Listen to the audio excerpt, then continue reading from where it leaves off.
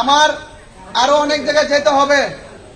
বুড়িচংবাসী আপনাদের পাশে, আমি আমার সাধ্যমতো এসেছি আপনাদের পাশে আসার জন্য। অনেক প্রবাসের, দেশ প্রবাসের অনেক মানবিক যোদ্ধারা আমাকে সাপোর্ট দিয়েছেন এবং আজকে রাত্র প্রায় 10টার কাছাকাছি আমি এসেছি। আমাকে আরো অনেক জায়গায় যেতে হবে। আপনাদের সবাই ভালো থাকবেন, সুস্থ থাকবেন। আর দোতলার উপরে আপনারা নামাজ পড়বেন এবং আল্লাহর কাছে সাহায্য প্রার্থনা করবেন, আল্লাহর কাছে দোয়া করবেন। আল্লাহ পাক যেন এই বন্যা যেন আমাদের কাছ থেকে দূরে সরাই দেয়। আপনারা যে কষ্টে আছেন আমরা দেখে অনেক কষ্ট পেয়েছি, তাই রাত্র গভীর রজনীতে আপনাদের কাছে আসছি।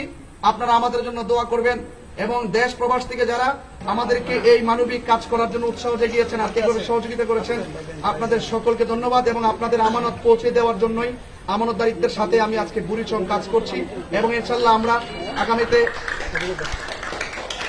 সবাই ভালো থাকবেন ইনশাল্লাহ। আসসালামু আলাইকুম।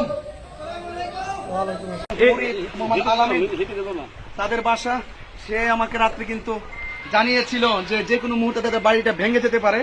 এখন কিন্তু প্রচুর স্রোত, আসলে কিন্তু এসে দেখলাম সবকিছু ভেঙে গেছে এবং স্রোত অনেক গতি।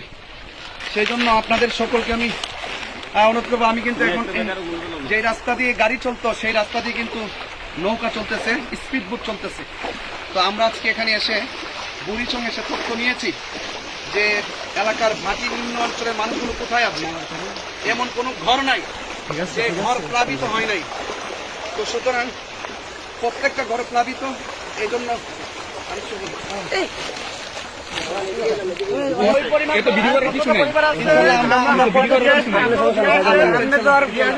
একটা জিনিস আপনারা হয়েছে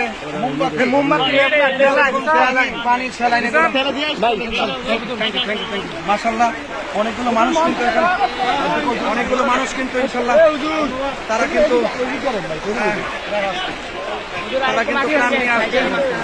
আমি যে কথাটা বলতেছিলাম সেটা হলো যে আমরা এলাকায় এসে খোঁজ নিয়েছি মানুষগুলো কোথায় আছে। এখন আমরা আশ্রয় কেন্দ্রে যাচ্ছি, যেখানে অসংখ্য মানুষ, বিশেষ করে এখানে এসে দেখলাম সবাই শুকনো খাবার নিয়ে আসতেছে, কিন্তু পানির দরকার।